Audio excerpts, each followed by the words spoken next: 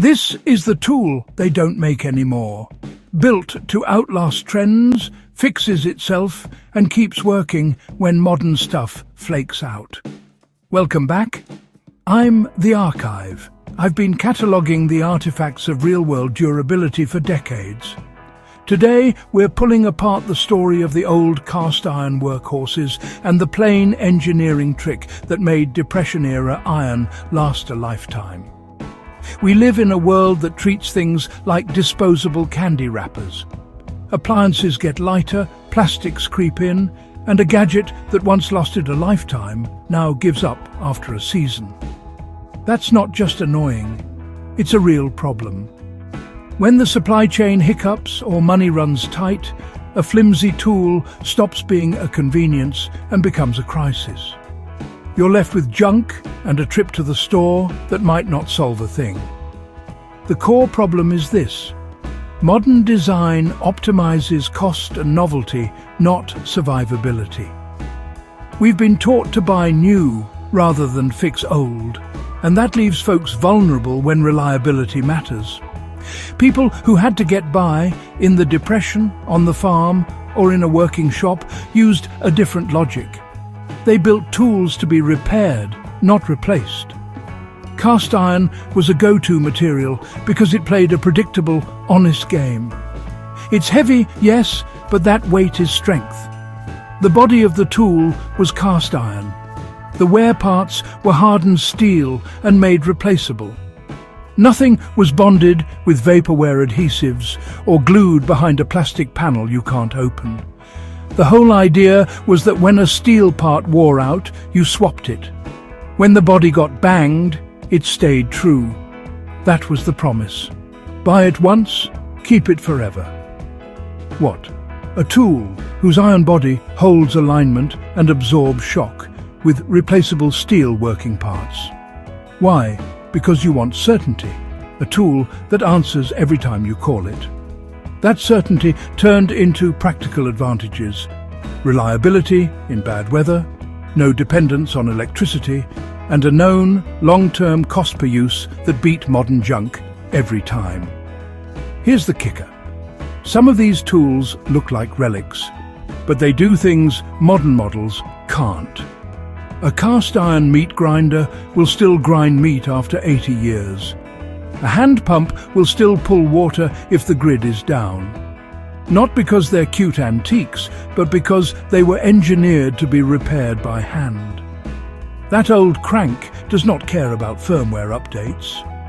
Cast iron gets hated on by folks who like lightweight gear. It rusts, it's heavy, but it's stable under load. You put a cut of meat through a grinder and the cast iron housing keeps the cutter and plate perfectly aligned. That stability matters. The moving bits, blades, screws, cams were made of high-carbon steel, hardened to take wear. They could be sharpened. If a cutter got dull, you'd file it. If a pin wore, you'd replace it. The marriage of an inert, rigid body and a serviceable, hardened working kit is the core trick. Keep the expensive, hard-to-produce geometry in the iron, keep the wear bits accessible and replaceable. Imagine two parts: a solid frame and replaceable guts. The frame is sand cast iron, thick where it needs to be. It resists twisting, keeps tolerances, and bolts down tight to a table. Inside, a threaded shaft drives a spiral auger. The auger pushes material through a perforated plate while a hardened steel blade shears against that plate. Those are precision items, and they were made to be swapped, sharpened, serviced. If a steel plate cracked, you didn't toss the whole thing. You replaced the plate or the blade and kept going. That simple separability is what modern cheap manufacturing removed, making repair stupid or impossible. The old design philosophy was brutally practical. Tools were heavy because they were meant to be stationary and reliable. They were modular because parts wear. Bolts and set screws appear everywhere, not glued joints. You could open the device with hand tools, true up a shaft, lap a bearing surface, or re-harden a small blade if you had to. Designers assumed the owner would maintain the tool because maintenance extended life. That assumption made the tool cheaper in the long run. It's not romance, it's math. A tool that needs a $200 replacement part every 2 years costs more than a tool that lasts 50 years with a $5 part now and then. Take the hand crank meat grinder. It's the textbook example. The body clamps to the table with a heavy flange. The auger screws into the throat and sits concentric to the plate. The cutting blade is a small but hardened steel piece that you can sharpen on a stone. The plate is drilled steel. If the holes clog or the plate wears, you swap it. No motors, no bearings that need factory service, no plastic gears. It's human power, mechanical advantage, and field serviceability. You can run it with a kid on the crank. No electricity, no drama. That's what thrift looked like when it mattered. This style of design has trade-offs. Cast iron tools are heavy and costly to ship. They're not for people who want portability. They require knowledge and a willingness to maintain them. They don't make excuses. You have to sharpen blades, keep parts oiled, and store them dry. To a modern buyer who values convenience over longevity, that's a turn-off. And sure, cast iron can crack under extreme shock. But under normal human use, they last far longer than the competition. Think of it like this. Would you prefer a house built from thin plywood, or one with a solid foundation of stone and heavy beams? The lightweight design lets you move fast. The heavy design sticks around. The difference is between a weekend fling and a marriage. The old tools were designed to marry you for decades. After World War II, everything changed. New manufacturing processes, plastics, and the race to lower unit costs made light, cheap tools profitable. The market shifted from buy once to sell often.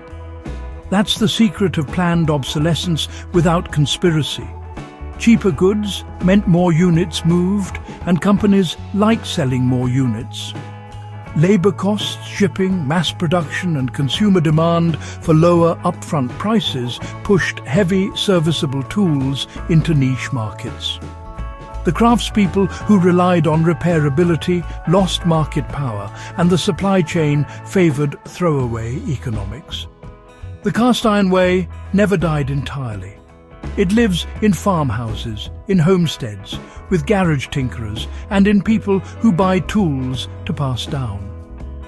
The Buy It for Life movement and the modern maker community have rediscovered the economics. A $70 cast iron grinder that runs for 70 years is cheaper than a $20 plastic grinder you replace every 5 years. More than cost, though, it's sovereignty. In a blackout, hand tools keep working.